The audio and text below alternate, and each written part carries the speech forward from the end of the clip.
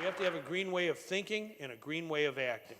Sustainability is the key to economic empowerment in our country.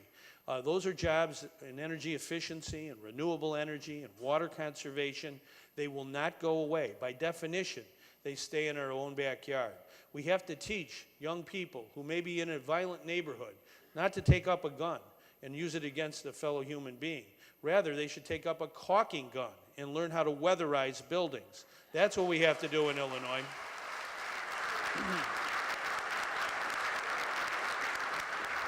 I want to thank the Black Caucus and all the members of the General Assembly who led the way for a weatherization initiative in Illinois. We know we have cold weather, whether it's in January or February or other times of the year. We want to make sure that our homes and our businesses, our institutions are weatherized. We can save money for consumers. At the same time, we can teach green-collar skills to young boys and girls who want a job, they want a chance, they want to be in the middle class. That's what our country is always based on, having people with opportunity to follow their dream and get a skill that can make a difference. I really feel that the green economy, the opportunity to have energy efficiency in all of its forms across our state is very, very important as we go into this year. And that's why in the bill that you enacted and I signed, the capital bill, we have substantial investment in energy efficiency. We don't want to build one building in Illinois, one public building, one school, one university building, one kind of building of any kind without making sure that it's energy efficient, that it's LEED certified, that it's sustainable, that it engages in water conservation. We have the resources thanks to the good work of people here in this assembly working with the governor. We have the resources to embark on this journey. When we build a new road, we want to lay fiber next to that road so that we can have high-speed internet, not just in some areas of Illinois, but all across our state where nobody is left out, where we don't have a digital divide. Because high-speed internet, broadband deployment is the key for all of us to have better education, better health care, better law enforcement, more jobs in the future. And again, our capital bill is investing in broadband deployment. I do want to say a word about our agriculture. In Illinois, we have great, great agriculture. I had the honor of working with men and women in agriculture when I was state treasurer, and also when I was lieutenant governor. There's only been one person in the whole history of Illinois who's been in this office of governor who has been voted Mr. Soybean by the Illinois Soybean Association. You're looking at him.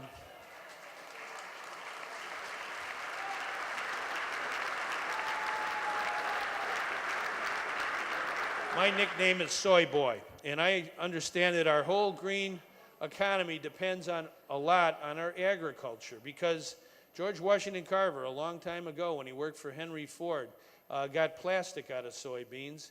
You can get fuel out of them, soy biodiesel. You can eat them, and it's very, very important that we understand that our corn and our soybeans are very key parts of the Illinois economy. 40% of our economy comes from agriculture. We need to honor those who till our land, who plow our fields. They're very special people. They work very hard.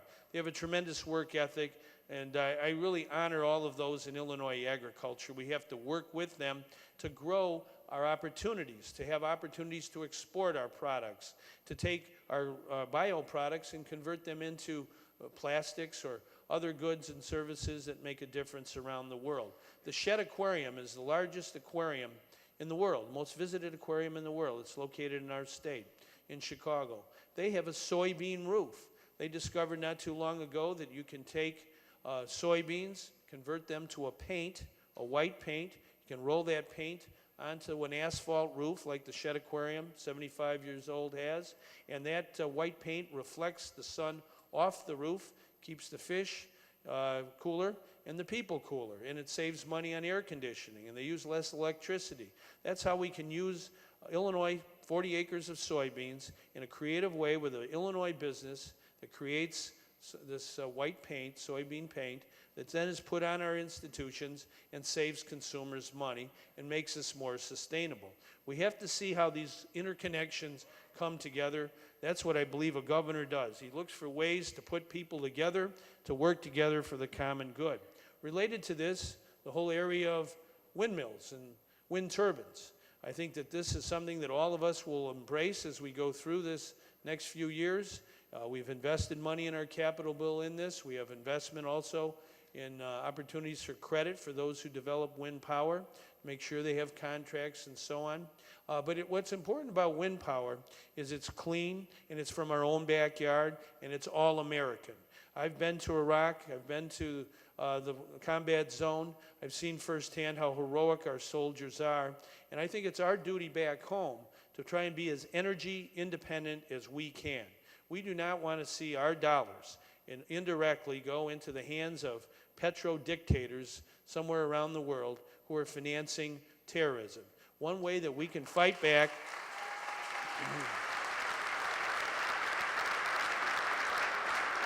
One way we can fight back is to have more renewable power in our state, from the wind, from solar, from biomass. We can do this. We have a law that this General Assembly passed, a good law that says by 2025, 25% of our power, our energy, will come from renewable sources.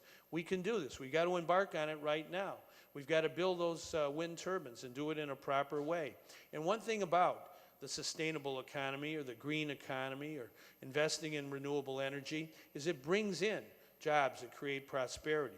Siemens, which is an internationally known company, came to Elgin this year. They're building gears for these giant wind turbines, manufacturing in our own backyard. So we have to grab this opportunity and develop the green economy for jobs for the people of Illinois. I think there are many other ways to do this, but I think it is important as we take a look at our economy to understand that jobs follow brain power, and we can never forget that it's very, very important for all of us in Illinois to invest in education from beginning of life to the end of life.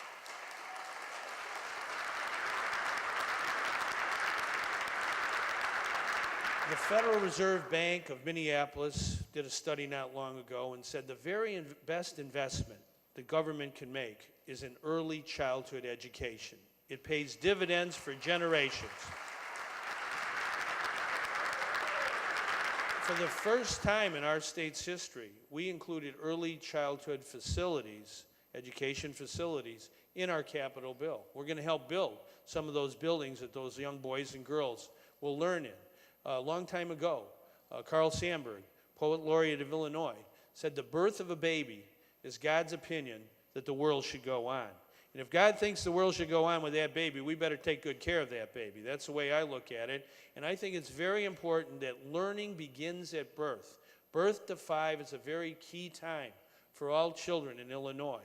And we have to, as adults and parents, be custodians of the future. When the history of our time is written, they're not going to ask us how big our bank account was, or what kind of house you lived in, or what kind of car you drove. They're going to ask what you did, what we did, to help make better the lives of children. So I think as we go about our work this year, we should have this attitude that we are working for the future. We have to do hard things today in order to make our kids and their kids' lives better. That's really bringing out the best in Illinois, and that's why I believe so much not only in early childhood education, but our elementary and secondary education. We have to have high standards. We have to invest in education, but we must make sure that it's accountable education. I want to thank the General Assembly this year for passing a very good bill. It took a lot of hard work. I want to commend Senator Kimberly Lightford in particular for all the work she put in to expand public charter schools in Illinois. Well, we were able to sign that law, and I think it's going to make a difference for children who want that particular education across our state. And just yesterday, the work of the General Assembly, in very quick time, working with a lot of different people. And I want to salute Roger Eddy, Representative Jerry Mitchell, who worked so hard on getting a law passed that can make a difference for years to come, called Race to the Top, accountable education. We have to comply with a federal deadline of next week to get our application in for maybe up to $500 million in federal money for Race to the Top, to make sure that our education in our state at the elementary and secondary level is second to none. It's so gratifying to see so many school districts. I think there's up to 340 school districts have already signed on to participate in this program. We've got to understand that education at all levels is the key to economic empowerment.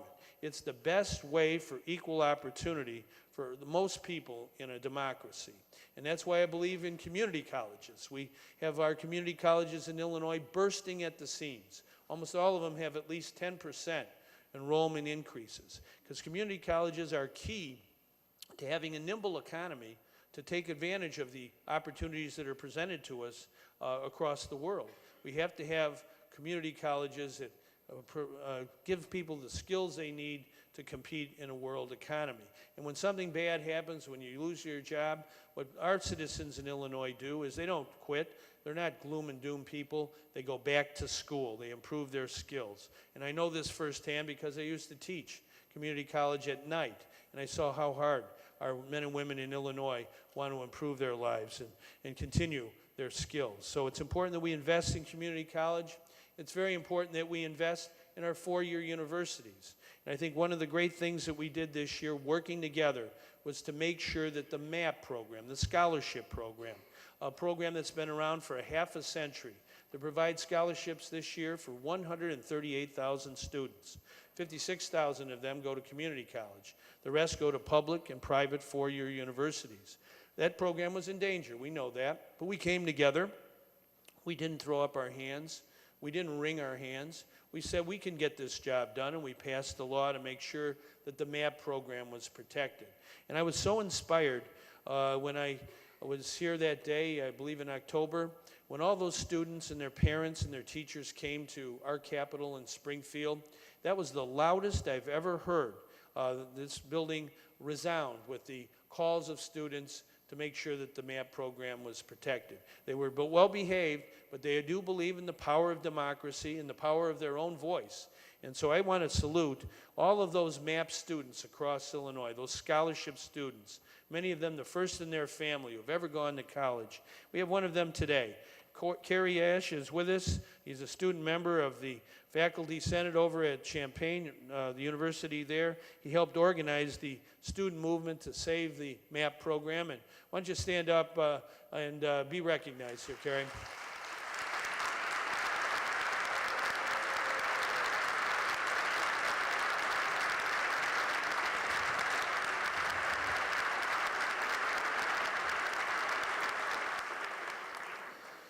We want to make sure that we have as many scholarships as possible for our students. I look forward to working with you as we go through this year at having dedicated funding for our scholarship program in Illinois. I don't think it should be ever put in jeopardy. We need to make sure it has dedicated funding, and that's a job for all of us to work on.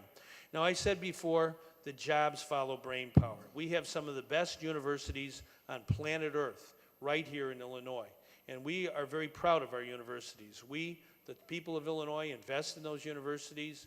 Our sons and daughters go to those schools, and we want to make sure that those who graduate from our universities hopefully stay in Illinois.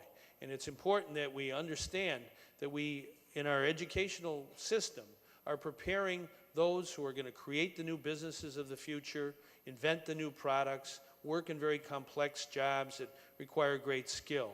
So education has to be part of our economic agenda. To protect and grow the middle class in Illinois, we've got to understand that education and jobs go together. Now, I do want to also recognize today two young men who went to school in Illinois. This General Assembly has provided for an Illinois Math and Science Academy that's world-renowned.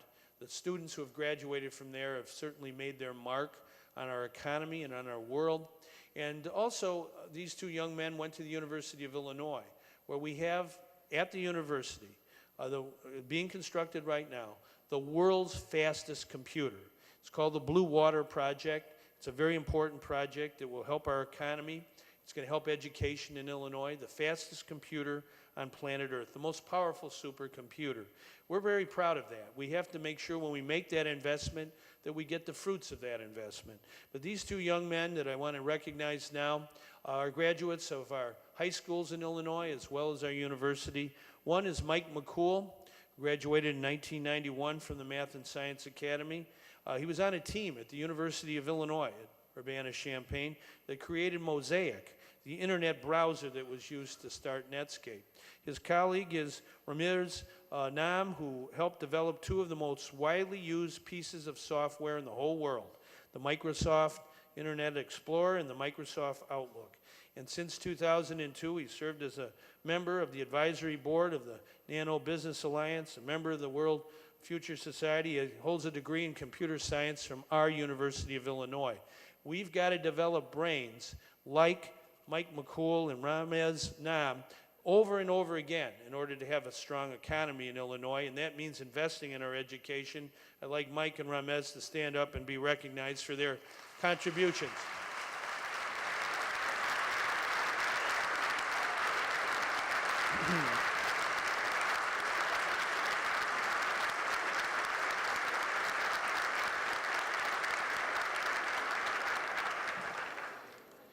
Okay, well, we all know that education is important, but we have to pay for it. And I think that's the part of the address here today where the governor, who comes by constitutional mandate in January of the year to report to the people and to the General Assembly, we have to make sure that everyone is listening to the truth. Because our state, as you know, has a severe budget deficit. I didn't create it. When I assumed office, it was $11.5 billion. We've done everything we can this year to try and manage this financial crisis. It's the worst financial calamity that Illinois has ever had, and we've been a state since 1818. We've done all things imaginable. We've cut costs across the board in Illinois. Our expenses, we're going to reduce our budget, our general revenue budget, by about $2 billion. That was the mandate of the people in the General Assembly, and we've listened to that mandate. I've cut my pay. I take furloughs like all my other workers.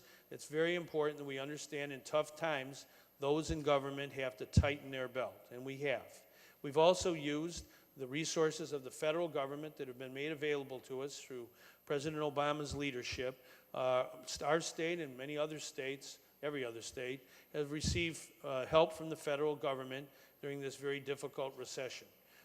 We will continue to do that. I want to thank the General Assembly yesterday for understanding that having $250 million, the opportunity to borrow that money that we can spend on our health care, our Medicaid, can bring back from the federal government an enhanced Medicaid match under the federal stimulus. We tried to do this in December. We were blocked, but I'm thankful to the General Assembly that you saw the wisdom of doing this, and yesterday passed a law that I will sign that will get us more federal money under this enhanced match for our health care. Because part of managing our budget right now is getting as many federal resources as we can. I'm going to be at the Governors Association meeting next month in Washington, where the governors across our country will come together and work with the President and the federal Congress to help our states navigate through this perilous economic time. My mom and dad, as I said, grew up in the Great Depression. We don't have a Great Depression, but we do have a Great Recession, and it's caused great difficulties for the people of Illinois. Our income tax and our sales tax revenues have declined precipitously during this recession. Now we have to revive them. That's what our economic plan is all about. That's why everyone here works so hard to get a job recovery plan passed last year that we began to implement this past year, and this year we're going to really get it going to get people back to work and hopefully have more confidence and buy goods and services that they need for their family. But it is important to know that when we have a situation where we're getting federal resources, we're cutting costs, we're using strategic borrowing where necessary. This has happened in the past. Sometimes it has to happen again in order to get our state through a tough time. As you know, there was an effort last summer by some to cut human services in Illinois during this great recession. Cut them in half. Cut them in half. Now, I didn't think that was right, and I vetoed that budget. And we went back to work, and we passed a different budget, one that does involve some borrowing, in order to keep our human services going. What are these human services? They're things like child care, to make sure that working parents have a good place for their children to go to during the day and to learn. We have to invest in child care in Illinois. I was not going to cut child care in half. Same way with our community care, which is a great program that provides a person of modest wages to help our seniors stay in their home. so they don't have to go to a nursing home. They can be in their own neighborhood, participate in their neighborhood activities, go to their local church, go to things in their community that they've been used to for years and years. Our program of community care is an outstanding one, and we weren't going to cut that in half. Same way with our persons with disabilities. They're special people in Illinois, and there was an effort to cut programs for them, slash it in half. I would not stand for it. We want to make sure that those who have disabilities have independent living and an opportunity to fulfill their dreams. And so we rejected the, I think, unwise effort to cut the budget for those with disabilities. It's very important, I think, in Illinois, even in a tough time, that we always retain our heart, our decency. We have to have a government that understands that when some people get a bad break in life, lose their job, it isn't their fault, and they don't despair.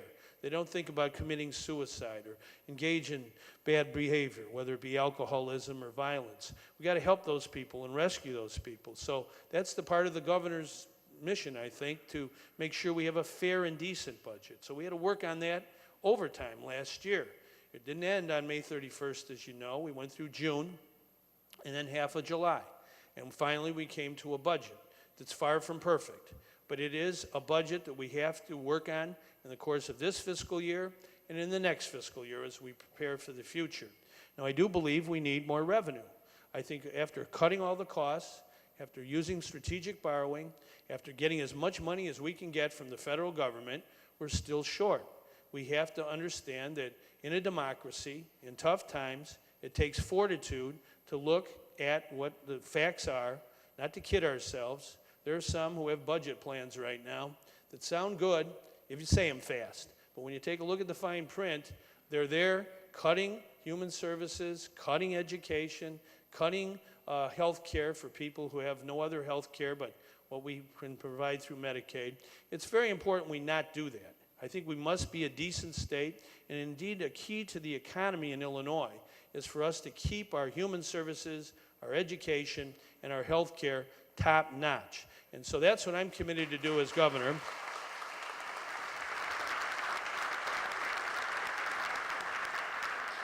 Now, I think what we ought to do this year, and I look forward to working with you on it, is to reform our tax system. We have an unfair tax system, and we've had it for way too many years in Illinois. It relies way too much on property taxes and other levies that aren't based on ability to pay. I think there's a principle as old as the Bible, that taxes should be based on ability to pay. Nobody likes paying taxes, nobody. But in a democracy, that's what all of us as citizens do. We understand that self-government means that we have to come together and find a way to finance our government, we the people. And so I look forward to working with members of the General Assembly this year on finding a fair way to raise revenue from a fair tax code that, in my opinion, if we work together in good faith, we can cut taxes on 5 million people, maybe more, in Illinois. We can find ways using the personal exemption, using the earned income tax credit, using the property tax relief credit to cut taxes on people who need help the most, people of modest income and poor people. There's something wrong in Illinois where our state is taxing poor people into further poverty. I think we as a state and as a General Assembly and as a governor can come together, work together, just as we did with the capital bill and the job recovery bill. We can do this year, not next year, this year, to make sure we have adequate revenue for important things that all of us want in government, but also do it in a fair way that doesn't unfairly tax anyone. So I look forward to doing that with you. I think it's important that we embark on this journey, and I want to assure you in the course of this year that we will continue to cut costs in government. There's only been one governor in the history of Illinois who has a Super 8 card, and I've used it as governor. I'm going to continue to use it where appropriate. I think it's important to show economy everywhere you can. And I have a VIP card at that particular dwelling place or lodging place. Now, in reducing our costs, obviously we have to be careful. And I want to focus on something that is a very important area of our government, the Department of Corrections. It has a budget of over $1 billion. It's one of the largest departments in Illinois, and it's important that it be managed properly. Now, in cutting expenses, it's important that we understand that this has to be done in a focused way. I appointed a director of corrections, a man who I have high regard for. He made a mistake. He told me that in carrying out his cost reduction plans, that if there was going to be any early release programs, 13 states across the country are engaged in these kinds of programs for low-level offenders who have not committed violent crimes. I said if that had to happen, given our dire economy in Illinois, the fact that we don't have as much money in our budget as we'd like to have, you must carry out this program with care, and it can only apply to low-level, nonviolent offenders. In carrying out that mission, mistakes were made by the director, for which he takes responsibility, and I take accountability. Like President Obama said last week, when you're a chief executive, the buck stops here. I understand that if a mistake is made in government, it must be corrected. And that's exactly what I did. The moment I learned a mistake was made by the Department of Corrections, I suspended the program. I brought into our government a very wise man, Judge David Erickson, who had served as a prosecutor, as a criminal court judge, as an appellate court judge. He now is a teacher at a law school. I asked Judge Erickson to take a look at this entire program in Illinois. Since 1978, Illinois has had an early release program. It's been authorized by the legislature, signed by the governor. It's been amended a number of times. It has a lot of complicating factors. The judge came back very quickly with a comprehensive report. And I'm happy to say that I'm carrying out his recommendations in his report. One of the recommendations is to have a chief public safety officer at the Department of Corrections to look at all releases of all prisoners, whether they be early or not, to make sure that the law enforcement officials in our state have adequate notice with respect to anyone's release. Similarly, there was a unspoken policy or rule, whatever you want to call it, at the department regarding early release. The judge recommended that that be codified into law. And that's exactly what I recommended to the Speaker of the House and the representatives here yesterday and the senators. I'm very happy that we were able to pass the beginning of our public safety reform initiative to put into law in Illinois clear rules for the Director of Corrections, who has broad authority with respect to running our prisons. Now, having said that, we have to understand in Illinois, in the last 30 years, we've gone from 18,000 inmates in the prison to 46,000. 46,000 men and women are incarcerated in Illinois. Right now in our state, every year, 28,000 inmates come into prison and 28,000 go out. We have to deal with this issue in our state like other big states. We want to make sure our prisons incarcerate hardened criminals at all times. We have to do that. At the same time, our society has to ask itself, is the best way to punish a low-level, nonviolent offender, someone who's committed a crime and has to serve some kind of punishment, is it the best way to have them go to a state prison with its cost? I think that it's important in our state that we examine this issue. I appointed last week Judge Dino DeVito to look at a sentence advisory council. It's provided for by law that was passed by this General Assembly. We're going to take a look at this. We want to make sure our prisons are always incarcerating hardened criminals. At the same time, we want to take a look at how we deal with these low-level, nonviolent offenders who still must be punished. There may be other ways, there are other ways to do it, and I think that's something that we need to embark on this year. So I look forward to working with you on that mission. I think it's a very important public safety mission. On the area of public safety, I think we would always be remiss if we didn't acknowledge the great, great work of our men and women in uniform from our state of Illinois and from every state. Our state, we're proud of every single boy or girl graduating from high school who answers the call to duty and joins our military. We have a voluntary military in the United States of America, and as Governor of Illinois, I'm Commander-in-Chief of our National Guard. And as you may know, our National Guard was deployed this year to Afghanistan, the largest deployment since World War II of the Illinois National Guard. And it was a very perilous assignment. I went to Fort Bragg, North Carolina to watch their training and saw how arduous it was. We took horrific losses in Afghanistan. 18 were killed in action, 39 critically wounded. These are the best of the best. And I do want to acknowledge the leader of our National Guard in Afghanistan who's with us here today. And he's a man I think very highly of. It's Brigadier General Stephen Huber, Deputy Commander of the Illinois Army National Guard. He served in our state as the commander of the Combined Joint Task Force Phoenix, an Illinois National Guard-led task force comprised of thousands of troops, including more than 3,000 from the state of Illinois. So General Huber, I met General Huber in Kabul, Afghanistan, and I saw his leadership, and I saw the men and women under his command, and they're not all young. Some of them are almost as old as me, a lot of gray hair. They're part of civil affairs. They go to a very foreboding place at the gates of hell, confronting Al-Qaeda and the Taliban in those mountains of Afghanistan, and they never, ever complained. It was just inspiring to be there with them. And General Huber, on behalf of a grateful state and a grateful nation, thank you very much for your great leadership.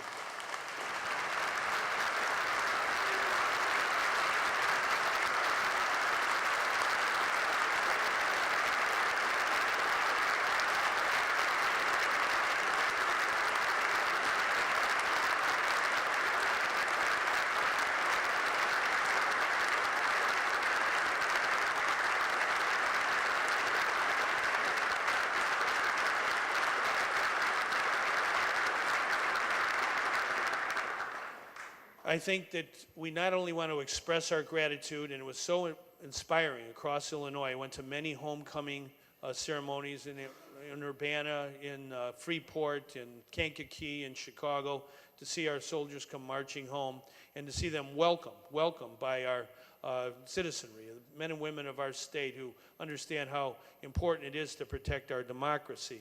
And I think related to that is that we always in our state have to have the very best programs for our veterans. And I do think as we go through this year, we want to always make sure that the programs we have to help our veterans, our service members, and their families are always there for them. We have programs like our Warrior Assistance Program in Illinois. All of our National Guard members receive help from this. Post-traumatic stress disorder is a signature injury of this war, the two wars we're in.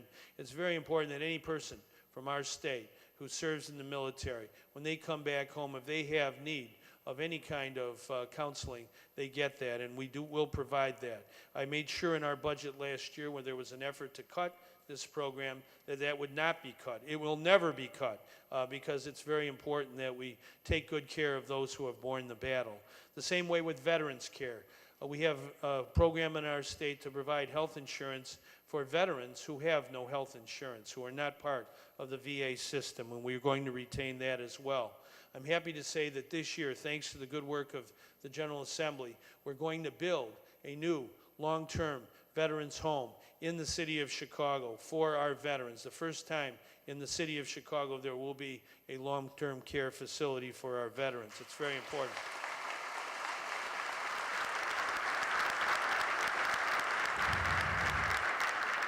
It's also important that we employ our veterans. It's a situation, unfortunately, where when our veterans come home, many of them, having fought for us in Baghdad or Afghanistan, have to fight for a job back here at home. That's not acceptable, and it's important that we use our program Operation Employ Our Veterans to its maximum extent to make sure that our veterans get employed. And I do want to salute Mick Yeager and the members of the Teamsters and all of those who are involved in Helmets to Hard Hats, a great program that provides jobs for our veterans upon their return. Also, we have to understand in Illinois,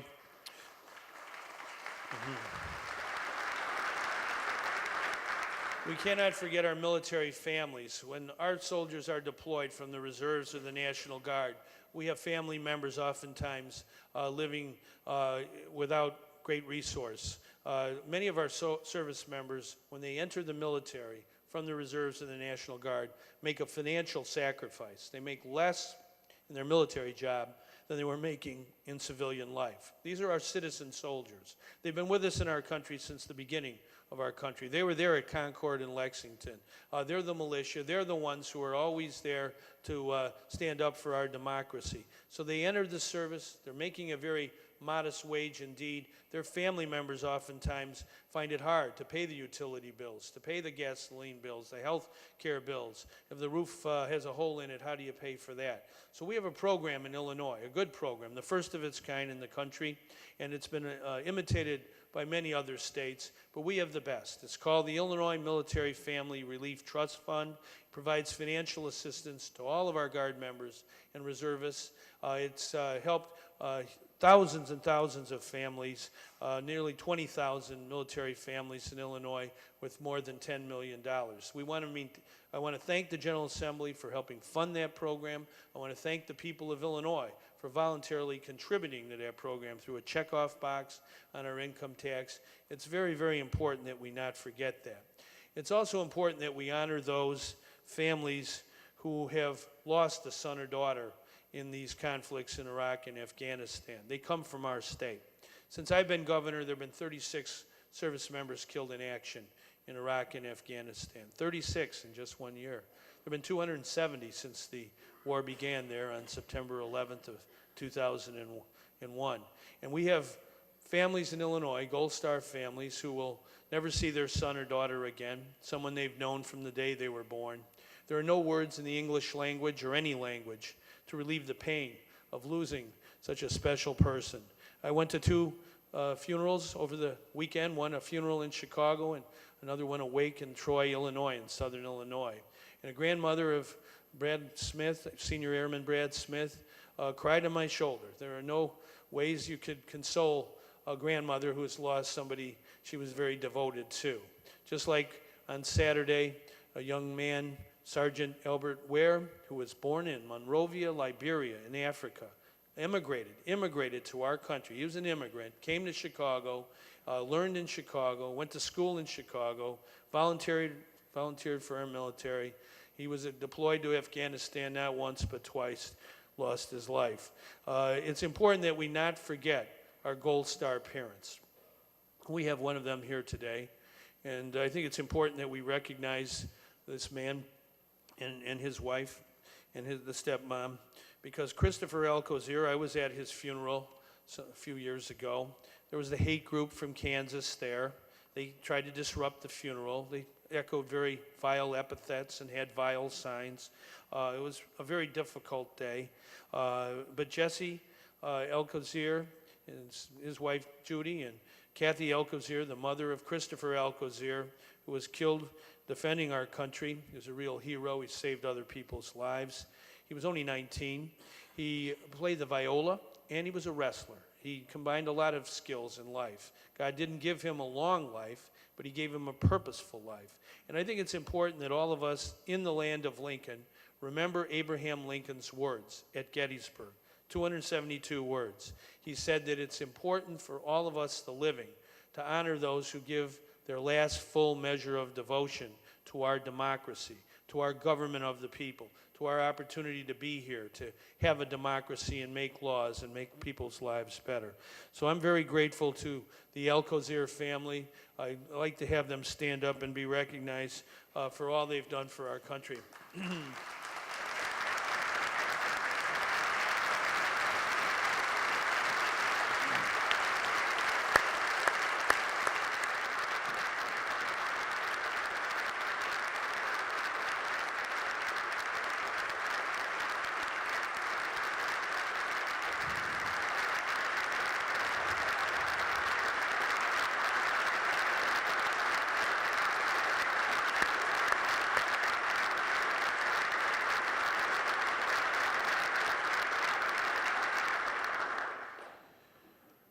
I just want to point out that Jesse Alcozier is a Vietnam veteran. We all know our country didn't do Vietnam veterans right when they came home.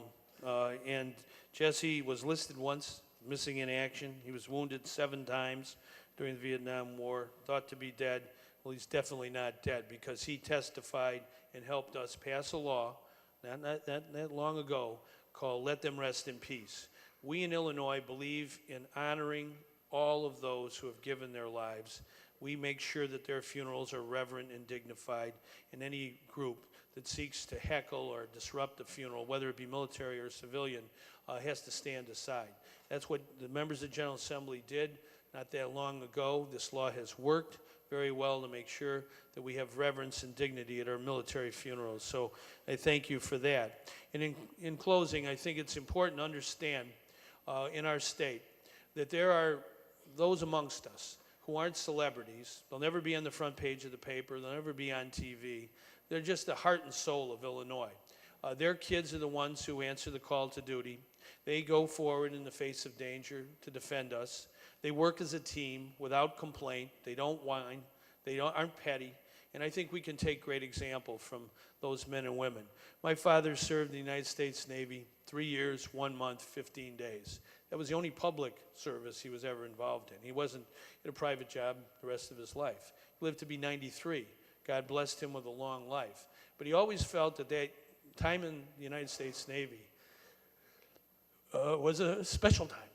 And I think about my father here today because when I got sworn in on this very place, I talked about my father, and I read something from his commendation by his commanding officer in the United States Navy. He said my father was earnest and cooperative and honest and cheerful, and he believed in teamwork. And I kind of think that's what we got to do in Illinois. We've got terrible challenges, the toughest we've probably ever had in our lifetime. Now, we can play politics, we can call each other names, we can kind of avoid the problems, but that's really not what our service members do when they get a responsibility. And it certainly wasn't what my father did in life. So he taught me always to work hard, to treat other people with dignity, don't call people names, be honest, be trustworthy. That to me is what Illinois is all about. Our state, the land of Lincoln, the people of our state, they're the best of the best. We're pride of our nation. We can accomplish great things if we work together. So I look forward to doing that with you, everyone here, today, tomorrow, and every day in the future, and we'll make the will of people the law of the land. Thank you very much.